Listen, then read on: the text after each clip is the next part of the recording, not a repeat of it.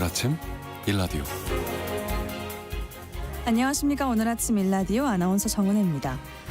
나도 모르게 수십만 원이 털리는 휴대폰 소액 결제 사건이 잇따르고 있습니다. 최근 경기 광명과 부천에 이어 서울 금천과 영등포에서도 발생하면서 이 지역이 계속 확대되고 있는데요. 현재까지 확인된 피해 금액만 5천만 원에 달하고요. 주로 잠들어 있는 새벽 시간대 피해가 집중적으로 발생하고 있습니다. 해당 통신사인 KT는 해킹 정황이 없다는 입장이고요. 새벽 시간대 비정상인 결제에 대해 차단하는 조치를 취했다고 설명했다 보니 그 원인이 파악되지 않고 있습니다. 이용자들의 불안은 여전히 남아있는 상황입니다. 지난 4월 SK텔레콤 해킹 사태 이후 또다시 통신사를 겨냥한 사이버 공격 의혹이 불거진 사건인데요. 소액 결제 피해라는 점에서 금액 자체는 비교적 작을 수 있지만요. 우리 일상 속 보안의 빈틈을 파고든 사건인 만큼 왜 이런 일이 반복되는지, 어떻게 재발을 방지할지에 대한 방안을 찾아 제대로 대응해야겠습니다. 정부가 민관합동조사단을 꾸려 현장의 조사에 나섰다고 하니까요.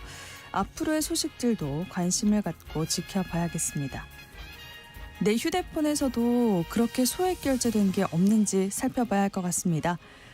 9월 10일 수요일 오늘 아침 일라디오 출발합니다.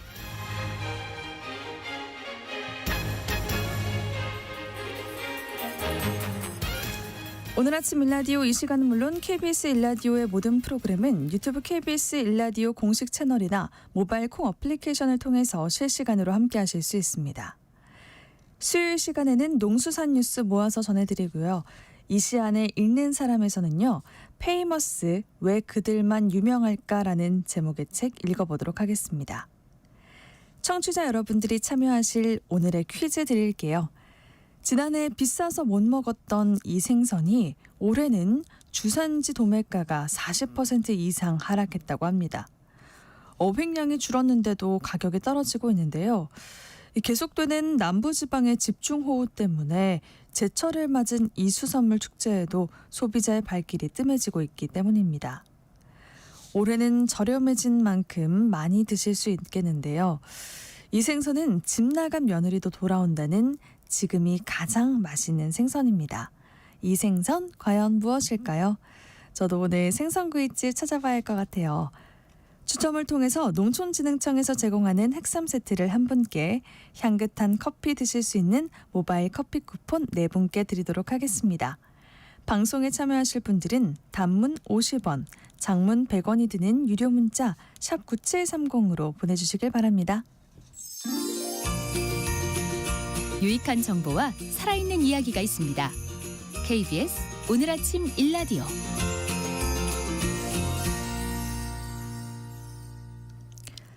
계란 가격 담합 여부를 놓고 공정거래위원회 조사가 여전히 진행 중인데요. 대한산란계협회가 이전보다 낮은 산지거래 가격 정보를 내놨다고 합니다. 앞으로 계란 가격이 좀 떨어질지 궁금해지는 대목인데 이 소식을 중심으로 오늘 농수산 뉴스 전해드리도록 하겠습니다. 농어민신문 이진우 기자입니다. 안녕하세요. 네, 안녕하십니까? 네, 계란을 생산하는 농가단체인데요. 대한산란계협회, 이전보다 내린 거래 가격 정보를 내놨다고요? 그렇습니다. 지난 3일이었습니다. 이전보다 낮은 수준의 가격 정보를 제시를 했는데 계란은 크기에 따라서 왕란, 특란, 대란, 중란, 소란 이렇게 5개로 구분을 합니다. 이 중에 왕란과 특란은 이전 그대로 두고 개당 대란은 6원, 그리고 중란과 소란은 각각 10원씩 내린 가격을 내놨습니다. 이에 따라 협회가 내놓은 산지 계란 가격을 보면 대란은 180원에서 174원으로, 중란과 소란은 각각 164원에서 154원, 그리고 146원에서 136원으로 이렇게 떨어졌습니다. 네, 왕란과 특란은 기존 그대로라는 건데 이거는 왜 안 내렸을까요? 이 크기에 따라 쓰임새가 또 다르고 납품처도 좀 다릅니다. 그리고 또 계절에 따라서 특이하게 많이 생산되는 크기의 계란이 있습니다. 이게 얼마 전까지도 많이 더웠는데요. 그래서 왕란은 생산량이 많이 줄었고 특란도 좀 줄었다고 하는 겁니다. 그래서 이번에 대중소라는 이제 생산량이 늘면서 가격을 내린 거라고 이렇게 보시면 될 것 같고요. 그리고 이달 중순쯤으로 해서 왕남과 특남도 생산량이 회복이 되면 추가적으로 산지 가격을 인하할 수 있다. 이런 입장을 산란기협회가 내놓게 됐습니다. 네. 지금 공정위 조사가 마무리가 된 게 아니잖아요. 그런데 어떻게 그렇습니다. 협회가 가격 정보를 이렇게 내놓게 된 거죠? 협회 관계자에게 좀 물어보니까 공정위의 조사가 진행 중인 상황인데도 불구하고 농림축산식품부의 요청이 좀 있었다. 그래서 대중소랑 가격을 인하하고자 가격 정보를 내게 됐다고 하는데요. 그리고 이에 덧붙여서 사용 면적 확대 조치가 좀 유예가 되면서 병아리 입식이 늘어날 것으로 기대가 되고 있고 또 날씨도 좋아지고 있어서 앞으로 계란 가격 그리고 생산량이 안정세로 접어들 것이다. 이렇게 본 것 같습니다. 농식품부도 추석 명절을 앞두고 선제적으로 가격 안정을 위해서 산란계협회와 협업을 해 계란 산지 가격 일부를 인하했다. 이렇게 전한 상황이기도 합니다. 네. 앞서 사용 면적 확대 조치를 유예하겠다고 했는데요. 이날은 원래는 이달 1일부터 시행에 들어가야 하는 게 아니었을까요? 그렇습니다. 사실은 이달 1일부터 시행이 된 것이다. 이렇게 보는 게 맞겠습니다. 그런데 농림축산식품부가 지난 9일이었는데요. 산란계 사용 면적 확대 조치를 2년간 유예한다. 이렇게 밝히고 나선 겁니다. 농식품부가 표면적으로 밝힌 이유는 사용 면적 확대로 인한 계란 수급과 가격 불안 해소를 위해서 추가적으로 대책을 마련한 것이다. 이런 건데요. 골자는 당초 올 9월 1일부터 신규 입식하는 산란계부터 마리당 사용 면적을 0.075제곱미터로 적용하기로 했었는데 이걸 2027년 8월 31일까지 산란계 농가 자율적 입식 관리를 통해서 사용 면적 기준을 적용하기로 한다. 이런 내용입니다. 그리고 또 0.07로 제곱 기준 준수 여부에 대한 점검도 2027년 9월 1일부터 진행한다. 이런 건데요. 그러니까 2년 정도 더 유예한 조치다. 이렇게 보시면 될 것 같습니다. 네. 그러니까 앞으로 2년 동안 농가 스스로 사용 면적 확대 조치를 이행해달라 이런 얘기네요. 그렇습니다. 이게 축사시설 현대화 사업을 통해서도 지난해 한 160억 원 정도 예산 그리고 이게 이어서 올해 504억 원 정도를 산란계 농가 축사시설 현대 사업에 지원하기로 한 상황인데요. 이 예산도 앞으로 더 늘릴 수 있다 이런 겁니다. 여기에 대해서 2년 후부터는 0.05제곱미터 면적에서 생산된 계란 여기에 난각번호가 이제 4번이 붙는데요. 이후에 2년 후부터는 아예 이 4번을 없애겠다 이렇게 또 밝히기도 했습니다. 네. 그러니까 더 이상은 유예는 없다 이런 입장을 보였다고 볼 수 있겠는데요. 여기에 또 하나 덧붙여서 현재 산란계협회가 하고 있는 계란 가격 정보 제공 기능 이것도 없애기로 그렇게 했다고 합니다. 그렇군요. 그 기준 가격이 없어서 협회가 가격 정보를 제공했던 건데 이거를 없애면 그 대체할 뭔가가 있어야 할 것 같은데요. 네, 그래서 앞으로 계란 가격 조정 협의체라는 걸 운영을 하고 여기에서 논의된 내용을 바탕으로 축산물 품질 평가원을 통해서 주 1회 단위로 계란 수급 동량 정보지를 발행하기로 했는데요. 협의체는 생산자와 그리고 유통인 그리고 농경영 등이 참여할 것으로 예상이 되고 있습니다. 이렇게 되면은 협회가 받고 있는 가격 탐험 문제도 좀 해소될 것으로 그렇게 기대되는 상황입니다. 네. 꼬인 실타래가 잘 풀렸으면 좋겠다라는 생각이 듭니다. 다음 소식입니다. 배를 타고 바다에 나가서 낚시를 하는 인구가 연 500만 명에 이른다는 소식이네요. 그렇습니다. 해양교통안전공단이 해양교통안전 정보 시스템을 자료로 해서 분석한 내용인데요. 2015년 기준으로는 295만 명 정도의 낚시 어선 이용객이 지난해 기준 496만 명으로 10년 사이에 약 70% 정도 늘었다고 합니다. 그리고 2023년을 기준으로 이 낚시 산업 전반에 대한 규모도 2조 7,800억 원 정도로 추정이 되면서 이 어촌 경제의 중심이고 그리고 또 국민 여가 생활의 키워드로 자리 잡고 있다 이렇게 보고 있는데요. 그러면서 또 덩달아 낚시어선 사고도 좀 크게 늘고 있는 그런 상황입니다. 네. 아무래도 사고가 늘어날 수밖에 없을 것 같아요. 사망 실종 사고도 많다면서요? 그렇습니다. 이게 일단 상황을 좀 살펴보면요. 지난해를 기준으로 약 4,4척의 낚시 여선이 운영되고 있다고 하는데요. 지난해 낚시 여선에서 사고가 발생한 척수가 359척으로 집계가 됐습니다. 이게 2015년에 174척과 비교를 하면 2배 정도 늘어난 수치인데요. 같은 기간 전체 여선 사고 척수 중에서 낚시 여선 사고가 차지하는 비중도 10.7%에서 15.3%로 계속 늘어나고 있습니다. 특히 사망 실종자도 52명에 달하는 것으로 그렇게 집계가 됐습니다. 네, 특별하게 안전사고에 유의를 해야 할 것 같습니다.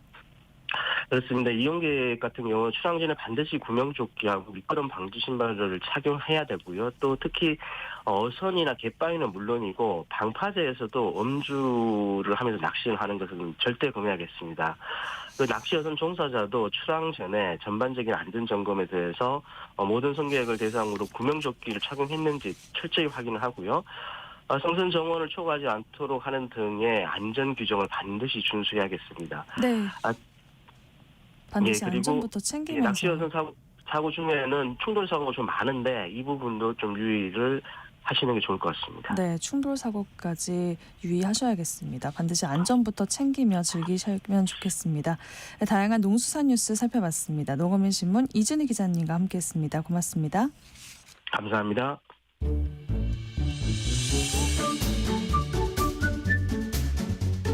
아침을 여는 기분 좋은 습관. KBS 오늘 아침 1라디오.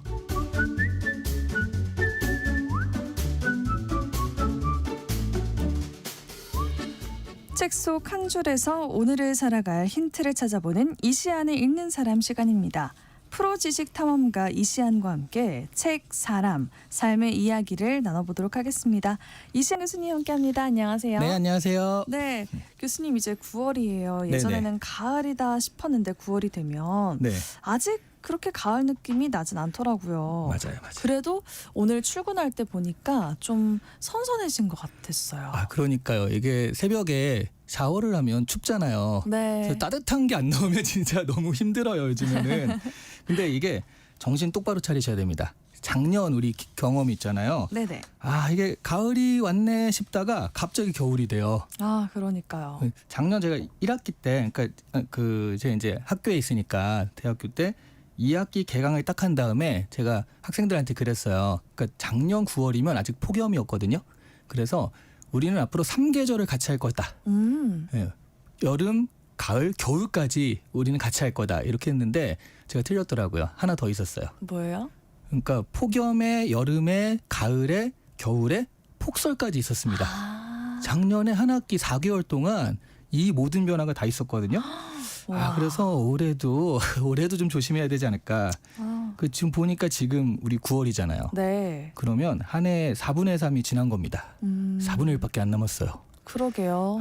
근데 너무 올해 시간이 빨라요. 그러니까요. 올해 뭔가 하기로 결심했다. 근데 이제 4분의 3이 지났다. 이게 끝난 게 아니거든요. 네. 농구도 마지막 4쿼터가 중요하잖아요. 그쵸. 이제 마지막 힘을 쏟아야 될 때가 다가왔다. 이렇게 생각하시면 될 것 같아요. 네. 이제 가을이 되니까 책도 많이 읽고 싶어지는 그런 시기예요. 네, 이때 그렇죠. 책을 잘 선택하고 싶은데 오늘 읽을 책은 올 한 해 유명해지시기로 결심한 분이 계시다면 참고하고 또 마지막까지 힘을 쏟아야 할 것 같은 책이네요. 그렇습니다. 이 책 제목이 영어 원제로 하면 How to Become Famous예요. 어떻게 유명해질까? 그러니까 너무 약간 어그로를 끌잖아요. 우리 뭔가 혹하게 되고 네네. 읽어보고 싶고. 근데 한국말 제목은요.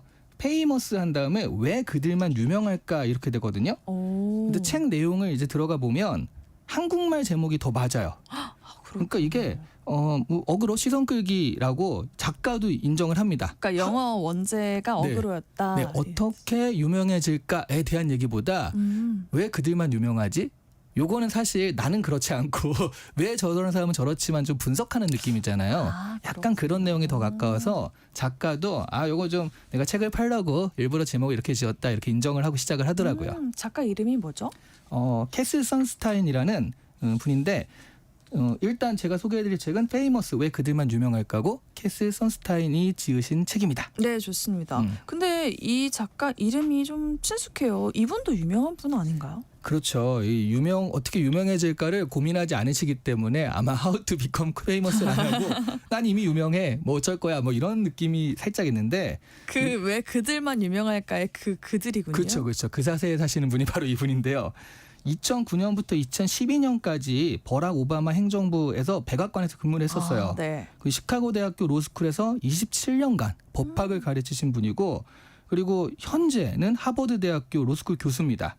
근데 하버드 대학교 교수라고 해서 유명한 건 아니잖아요. 그렇죠. 그러니까 이분이 왜 유명하냐면 여러분들이 집에 또 한 권씩은 꽂혀 있을 책이 있거든요. 넛지. 아, 예. 그 넛지의 공동 저자예요. 아 그렇군요. 네, 거기 두 분이 계신데 리처드 탈러와 그리고 캐슬 선스타인 이렇게 공동 저작이거든요. 그래서 리처드 탈러는 행동 경제학으로 이미 그 노벨 경제학상도 받으신 분이고요. 그리고 넛지만 해도 거의 200만 부가 팔려나간 베스트셀러라고 그러죠. 맞아요. 그러니까 일단 넛지 책 이야기 들으니까 네. 이 작가가 쓴 책이 지금 유명함에 대해서 쓴 거니까 이 작가도 이만큼 유명하기 때문에 뭔가 좀 더 신뢰가 가기는 것 같아요. 네. 그러면 도대체 그 유명해지는 비결 뭘까요?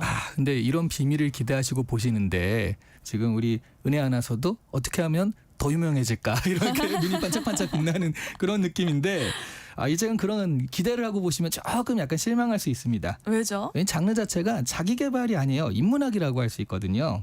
그러니까 유명인들이 유명인이 된 이유에 대해 설명하긴 합니다. 근데 그거를 우리가 아침에 이불개기 이렇게 되게 직관적으로 따라할 수 있는 그런 건 아니에요. 그 스킬적인 게 아니거든요. 그러니까 네. 어떻게 생각하면 이 부제가 왜 그들만 유명할까인데 사실은 조금 더 우리가 적나라하게 좀 얘기를 하면 나는 왜 열심히 해도 유명해지지 않지? 라는 질문에 대한 답이라고 할 수 있습니다. 그렇군요. 네. 지금 말씀해 주시니까 더 그 내용이 궁금해집니다. 본격적으로 우리 책 내용 살펴볼까요? 네, 책 내용 중에도 있는 얘기고 그리고 이제 일단 제가 먼저 하나 뭘 물어볼게요. 네. 우리 그 은혜 아나운서는 그거 본 적 있나요? 모나리자? 모나리자 그림이요. 네, 루브르 박물관에 있는 모나리자. 저 파리 여행 갔었을 네. 때 네. 루브르 박물관을 방문했는데 네. 유독 한 곳에만 사람이 그렇죠. 바글바글 네네. 모여 있어요. 네. 그걸 뚫고 가까이서 볼 자신이 없어서 아. 멀리서 휴대폰 카메라 있죠. 휴대폰 카메라를 켜서 네. 확대를 해서 봤어요. 네. 그래서 이걸 내가 보러 왔는데 결국에는 네. 휴대폰 화면으로 그러니까 보는 그 모나리자를 거죠. 찾아가지고 보는 거가 더 선명하지 않나요? 그러면? 그러니까요. 근데 그 인파를 뚫을 자신이 없었어요. 사람이 굉장히 많았습니다. 진짜 사람 많죠 거기에. 네. 예. 거의 지금 지구상에서 가장 유명한 그림이라고 해도 사실 과언이 아니잖아요. 근데 그쵸. 그거를 휴대폰 화면으로 보셨지만 와 진짜 지구상에서 가장 유명한 그림이 될 만하다 이렇게 느끼셨나요? 근데 네. 생각보다 작았어요. 그렇죠. 생각보다 작아서 그래서 그거 자세히 보려고 사람들이 몰려 있는 것 같기도 해요. 저희는 교과서나 책에서 그렇죠, 보는 그렇죠. 거니까 네, 네. 이 정도 크기가 딱 가늠이 솔직히 되진 않잖아요. 네. 근데 실제로 보니까 그 크기가 더 작아서 네. 사람들이 어쩔 수 없이 그렇게 모여들 수 맞아요. 있지 않을까 네. 이런 생각이 들었거든요. 맞아요. 그러니까 이게 세상에서 가장 뛰어난 그림이다? 이거는 잘 모르겠다라는 생각이 들 수밖에 없고 원래 그림이라는 건 또 주관적인 거잖아요. 그렇죠. 그래서 이게 세상에서 가장 뛰어난 그림, 가장 유명한 그림이 된 이유가 뭐냐? 이게 굉장히 우연적인 일이라는 거예요. 그러니까 1911년에 일어난 일인데 루브르 박물관에서 그 모나리자가 도난당한 거예요. 그 아침에 가보니까 진짜 영화처럼 벽에 몸만 덩그러니 남아 있었다 이렇게 얘기를 하거든요. 그러니까 아니 이게 원래는 사라진 다음에 이거는 도록을 찍느라고 가져가서 이거를 찍는 중일 것이다 이렇게 생각을 해가지고요. 네. 사라진 다음에 24시간이 지나도록 눈치를 채지 못했다고 합니다. 그러니까 일단 벽에 없더라도 네. 뭐 누가 사진 찍고 가져가서 있겠거니 이렇게 생각을 했던 거군요. 그렇죠. 그래서 완전 이게 되게 웃기잖아요. 웃기기도 하고 엄청난 사건이라서 신문들이 이거를 대서특필하거든요. 네. 루브르 박물관 관리소를 비판하기도 하고 또 그러면서 모나리자가 도대체 무슨 그림이야? 그 당시까지만 해도 그렇게 유명한 그림이 아니었대요. 네. 근데 도대체 무슨 그림이야? 레오나르도 다빈치는 어떤 사람이야? 이런 것들을 기사들 연일 쏟아낸 거죠. 네. 그 대대적인 보도를 하니까 사람들이 우와 이건 뭐지 하고 세간의 관심을 끌게 되고요. 나중에 그래서 그러면 그 그림이 걸려있던 벽이라도 보겠다 이러면서 또 몰려들기도 하고 그러면서 거의 한 1년여간 엄청난 세간의 관심을 끌게 되면서 이제 모나리자가 뜨기 시작한 거예요. 그렇군요. 그 도난 소식 때문에 유명한 작품이 된 거네요. 그렇죠, 그렇죠. 그래서 네. 그 도둑 잡았나요? 그게 일단 좀 시간이 걸렸습니다. 1911년에 일어난 일인데 2년 뒤에 검거가 되긴 했어요. 오. 네, 그 2년 사이에 어떤 일이 있었냐면 이제 네. 생사람들을 잡았던 거죠. 네, 프랑스에 되게 유명한 시인이 있거든요. 기욤 아폴로니네르 좀 네. 어려운 이름인데 네. 이 사람이 좀 의심을 받기도 하고요. 왜냐하면 박물관을 파괴해야 된다 뭐 그런 얘기를 하셨거든요. 그래서 의심을 받기도 하고 또 이때 되게 재밌는 게 네. 파블로 피카소 있죠. 네네네. 네, 피카소도 너 아니야? 이런 의심을 받았다고 그래요. 왜냐하면 가만히 있던 피카소가. 네, 왜냐하면 예전에 파블로 피카소가 작물인 줄 모르고 그림을 취득한 적이 있대요. 그랬어요. 네, 그래서 이번에도 너 아니야? 뭐 이런 식으로 의심을 받기도 하고요. 근데 둘 다 이제 아니니까 증거 불충분으로 풀려났었는데 네. 나중에 한 2년이 지난 다음에 누가 잡혔냐면 루브르 박물관에서 보호용 액자 같은 거 있죠. 그림할 네네네네. 때 그거를 제작하는 유리공이었어요. 이탈리아 사람. 예. 빈센조 페루자라는 사람이었는데 이 사람이 휴관일에 몰래 들어가서 액자에서 그림을 빼내서 이거 정말 영어 같은데 외투 속에 살짝 숨겨가지고 나왔습니다. 네. 작으니까 뭐 그렇게 외투 속에 숨길 수 맞아요, 있을 맞아요. 것 같아요. 그리고 피렌체에 있는 미술상에 10만 달러에 팔려고 하다가 이게 덜미를 잡힌 거거든요.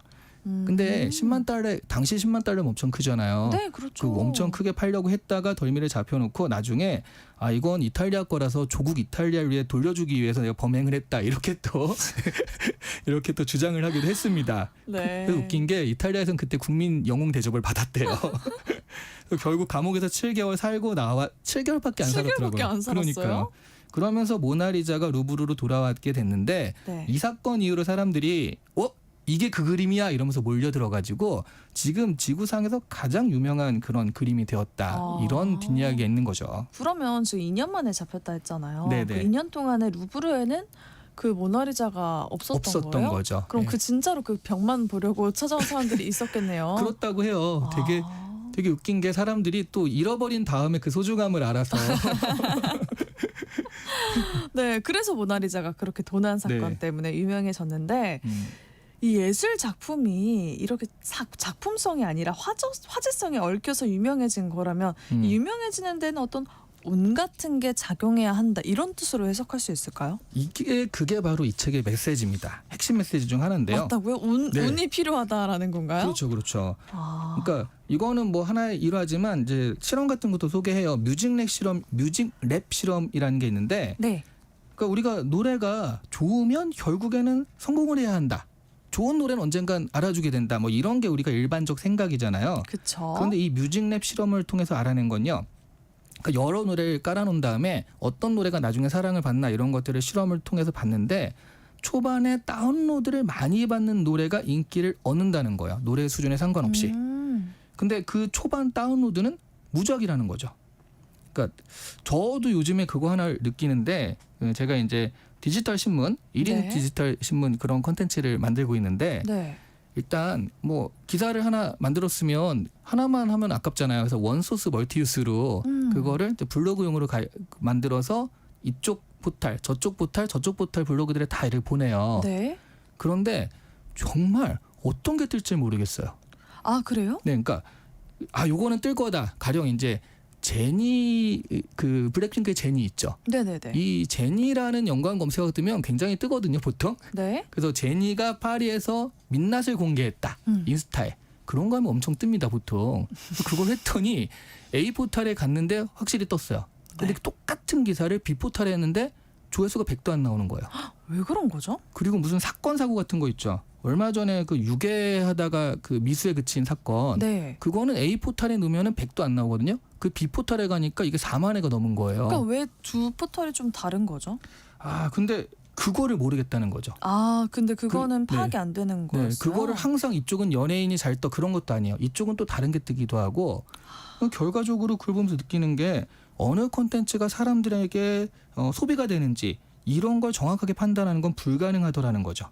그렇군요. 네, 그래서 제일 좋은 건요. 가능한 한 많이 올려가지고 그러니까 이게 2개 띄워놓고 잘 되길 바라느니 20개를 띄워놓고 그 중에 2개가 뜨길 바라는 게 확률적으로 맞다라는 거예요. 아, 그래요. 네. 그래서 예전에 그 유튜브 같은 경우도 어떤 콘텐츠가 뜰지 모르니 맞아요. 그냥 뭐든 많이 찍어서 올리는 게 낫다. 맞아요. 이런 말들을 하더라고요. 그러다가 요런 장르를 좋아하네, 요런 거 잘 되네라고 하는 걸 뭐 2-3개 더 제작해 보면 그게 확실히 사람들이 좋아하면 이제 그쪽 장르를 미는 거고, 그런 거군요. 그게 아니면 그거 하나만 잘 됐구나 해서 또 이제 한번 또 낚싯대를 들이우는 거고. 맞아. 심혈을 기울여서 만든 콘텐츠가 안 될 때가 있고 그렇죠. 또 그냥 막 찍어서 재미삼아 올렸는데 그게 이슈가 되는 경우도 있고 맞아요. 그런 것 같아요. 네.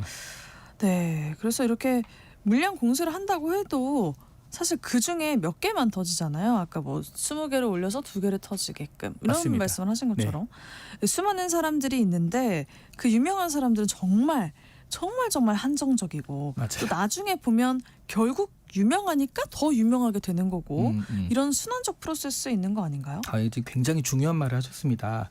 이 순환적 프로세스. 이 책에서 설명하는 게 바로 그 프로세스예요.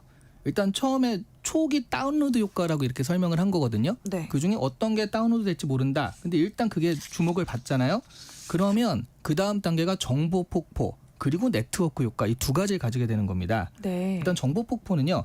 한번 어떤 인물이 언급되기 시작하면 그 사람에 대해서 이건 뭐지? 관심이 좀 더 집중되는 거예요. 네. 그러면 금방 거기에 대한 정보가 폭포처럼 쏟아지게 된다라는 그런 얘기거든요. 이건 저도 제가 경험해 본 건 아니고 제 주위 사람들이 이제 많이 봤는데 네. 예를 들어 이렇게 우리 라디오도 패널들이 여러 분 계시잖아요. 네네. 그 중에 한 분 같은 경우에는 제가 다른 프로에서 같이 패널 했는데 과학을 막 설명해 주시는 분이었어요. 누군지 알 것 같은데. 그렇죠. 굉장히 어디에 이탈하면 안 된다 하는 네. 거기. 네. 그분이 갑자기 좀 주목을 받기 시작하는, 유명세를 타기 시작하면서 갑자기 이 사람이 나오니까 그 유튜브, 아까 너튜브라든가 방송이라든가 라디오를 들으시고 또 어떤 PD나 작가님들이 그걸 보고 또 그 사람을 부르고, 그래서 그 영상이나 그런 것들이 계속 반복해서 또 만들어지거든요. 그러다 보니까 한번 뜨기 시작한 사람은 여기저기서 계속 많이 보이게 되더라고요. 아, 그렇군요. 오, 그래서 이게 네트워크 효과라는 말도 있잖아요. 네네. 그 네트워크 효과라는 게 뭘까요? 그러니까 이거 다음에 이제 정보 폭포를 탔잖아요. 그러니까 네. 정보가 쏟아지는 거죠. 그러니까 네. 초기 다운로드 효과로 어떤 사람이 주목을 받고 정보 폭포로 그 사람에 대한 여러 가지 콘텐츠가 쏟아져요. 그러면 사람들은요, 유명한 것에 대해서 이야기를 하기 시작을 하면 그것을 아는 사람과 그렇지 않은 사람으로 나뉘게 됩니다. 네. 예를 들어 애니메이션엔 관심도 없던 어르신들이 갑자기 K-팝 데몬헌터스를 보고 K-데몬 이거 하도 얘기가 되니까 나도 한번 봐야겠어. 맞아요. 좋으시다가 중간에 보시다가 네. 그러면서 나중에 이제 SNS에 이게 어쩌고 저쩌고 하면서 한마디씩 하시고 이걸 아는 사람과 모르는 사람이 약간 트렌디함과 아닌 걸로 날리는 그런 느낌이잖아요. 그리고 나는 그 트렌드를 잘 안다. 그러니까. 이걸 이제 티를 내기 시작하는 거죠. 게다가 그 트렌드 위에서 나는 이걸 분석하는 사람이야. 막 이런 식의 약간 있는 척 그런 네. 걸 또 해야 되니까 그래서 이런 것들이 바로 네트워크 효과라는 거예요. 티내기 위해서 이것들을 좀 보는 거니까 뭐 유명 맛집도 그렇잖아요. 그렇죠. 맛집에 나도 한번 가볼 거야. 네. 이 맛집에 가봤어. 네. 근데 맛집인데 맛이 없는 거예요, 생각보다. 네. 그럼 거기서 내가 어렵게 찾아가는데 거기서 맛 정말 없어 이렇게 쓰진 않거든요. 그냥 다른 말을 쓰죠. 인테리어가 너무 좋고 예쁘고 막 그렇게 쓴단 말이에요. 어쨌든 이 맛집은 계속 뜨게 돼 있단 말이죠. 맞아요. 그러니까 네트워크 때문에 사람들이 유명하니까 찾아보고 네트워크에 들어가려고 노력하게 되고, 그러다 보니까 유명한 건 계속 유명해지는 순환의 고리에 빠져든다, 이런 얘기입니다. 오, 맞아요. 근데 처음에 아까 처음에 다운로드 효과가 중요하다 하셨잖아요. 네네. 근데 그때는 조금 관심을 받지 못하다가 나중에 역주행하는 그런 사례들도 있잖아요. 맞아요. 네. 그게 이제 유명세에서 초반에 밀려난 것들이 있거든요. 네. 그러다가 뒤늦게 발견되는 것들이 있는데 이거를 굳이 분석해 보자면 이제 타이밍. 좀 더 멋있게 얘기하면 시대 정신. 말하자면 어떤 게 너무 앞서가는 경우가 있거든요. 완전히 B급 문화 그런 것들을 좀 미리 해요. 네. 그러면 그때는 뭐야 유치해 이러다가 네. 또 나중에 B급 문화가 유행할 때가 되면 우와 선구적이다. 아, 그래서 역주행을 또 하는 거예요. 그렇죠. 가령 유세윤 씨 같은 경우는 네. 요즘도 이제 꾸준히 그 뮤직비디오 발표를 하잖아요. 근데 처음에 나왔을 때는 뭐야 저게 이상해 그랬는데 맞아요. 요즘은 되게 뭐랄까 신선하다라는 재밌다 이런 얘기를 듣듯이 네. 그러니까 처음 나올 당시에는 시대와 맞지 않아서 좀 별로였는데 나중에 보니까 이거 좀 필요한 거였다. 선구적인 거였다. 근데 뭐 이런 대중문화도 있지만 제일 유명한 거는 제가 생각하기에 제일 유명한 예가 될 수 있는 건 반고흐인 것 같습니다. 아, 네. 예. 살아생전에는 그림을 딱 한 점 팔았대요. 네. 근데 나중에 엄청난 화가가 되잖아요. 그러니까요. 그러니까 이 사람이 그 동생한테 편지를 계속 써요. 그 편지의 주로 내용이 뭐냐면 제가 그걸 다 읽었는데 뭐 그리 언니가 좋고 뭐가 좋고 한 다음에 마지막에 뭐가 있냐면 그래서 돈 좀 보내다오. 맞아. 그 일화 들었던 것 같아요. 늘 그런 얘기가 나오거든요. 왜냐하면 동생이 이렇게 지원해주지 않으면 그거를 계속 못하는 그런 그러니까 상황이었으니까. 그림을 못 팔았으니까. 그러니까. 근데 지금은 반고흐 그림 하나 있으면 뭐 일 다 쉬고 그냥 그래도 한 점에 막 몇천억 원 하잖아요. 이런 사람이 됐는데 나중에 반고흐가 뜨게 된 거는 제가 얘기했던 이 편지 있죠. 네. 그걸 모아서 반고흐 영혼의 편지라는 책이 나왔었어요. 그래서 이 책을 사람들이 보면서 책이 먼저 떴거든요. 네. 반고흐 그림보다. 네. 이 책을 보면서 도대체 어떤 그림이야? 찾아보자라고 하면서 반고흐 그림이 뜨기 시작한 겁니다. 아, 그렇게 또 유명해지기 시작한 거였군요. 네, 이거 고흐 같은 경우도 사실은 마케팅의 효과를 고흐의 재수 씨가 또 마케팅의 천재였어요. 그러네요. 네, 그거 나중에 제가 기회가 되면 한번 반고흐 영혼의 편지편을 한번 이렇게 말씀을 드릴 텐데 되게 재밌어요. 근데 어쨌든 재수 씨 덕분에 고흐는 그 뒤늦게 알려진 거죠. 그림은 좋았으니까 다만 이런 사람이 있었다 사라질 뻔한 거를 시대에 맞게 나중에 다시 찾은 셈이 되는 겁니다. 오. 근데 이런 사례들이 좀 많이 나와 있는 거면은 이 책 읽는 거 정말 재밌을 것 같은데요. 근데 1부에서는요, 이 유명해지는 프로세스 제가 말씀드린 이걸 한 다음에 2부에서는 여러 사례들을 언급을 하는데 네. 이분 캐슬 선스타인 이분이 1954년생이에요. 네. 약간 나이가 있으시다 보니까 네네네. 이 사례를 드는 게 전부 다 좀 옛날 사례들.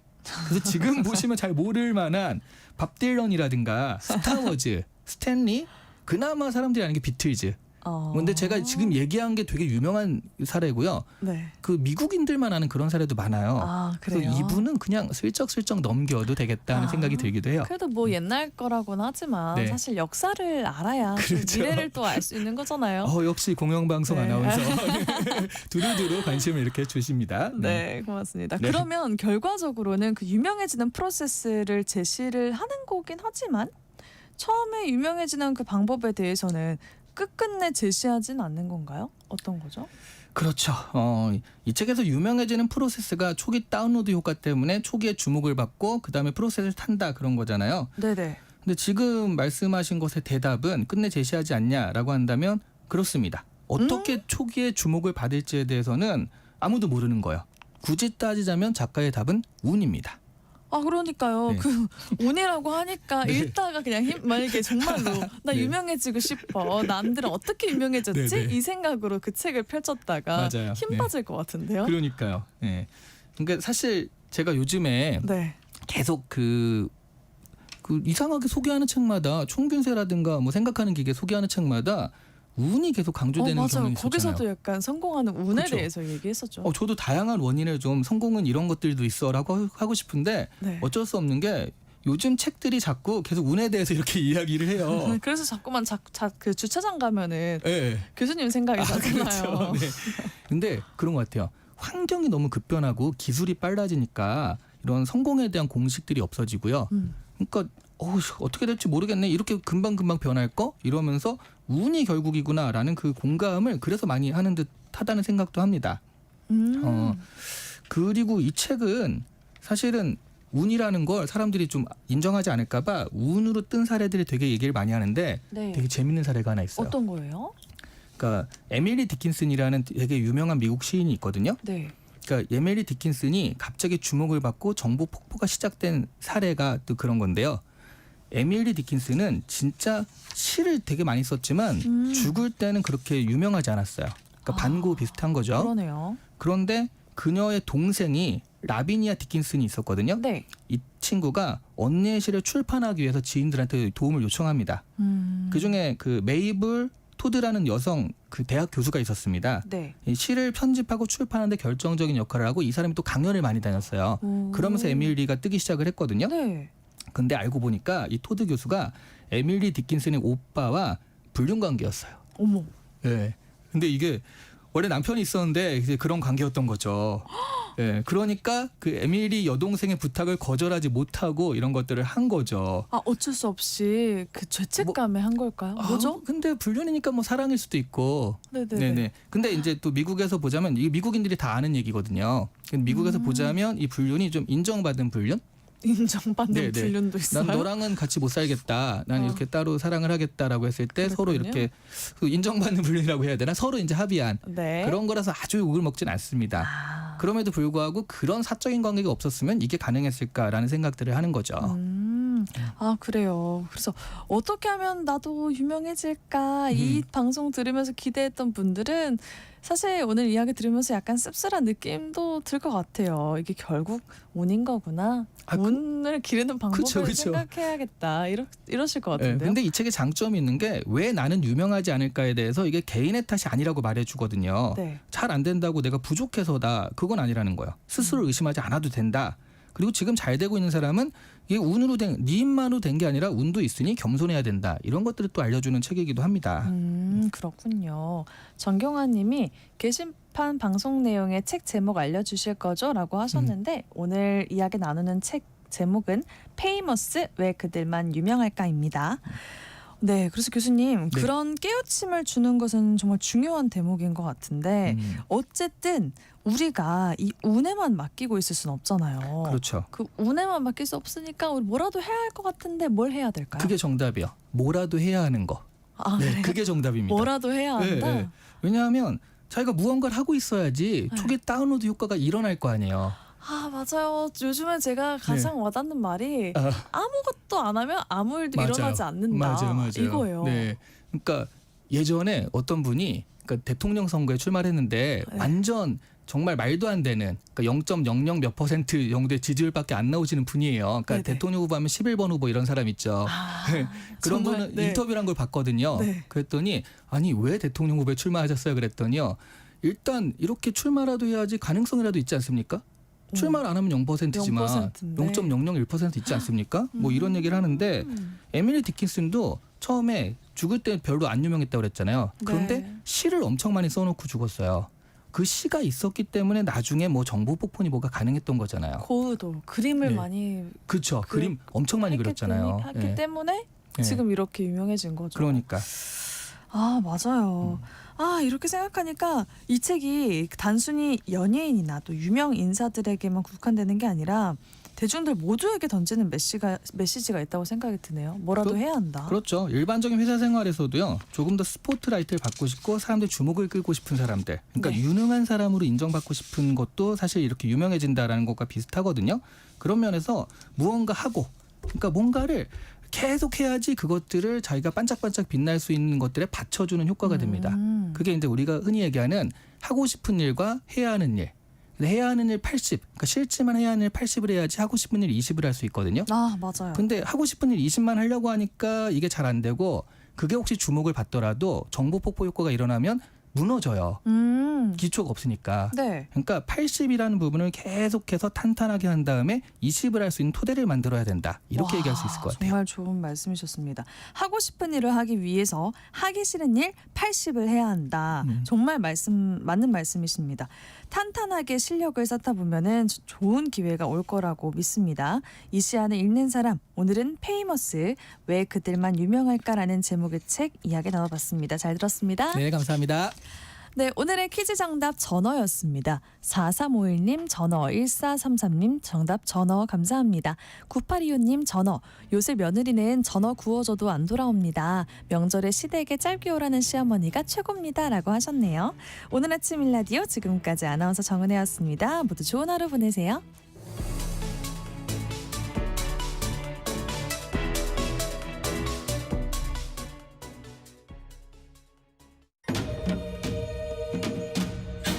광복 80년 KBS 라디오 캠페인 밸류업 대한민국.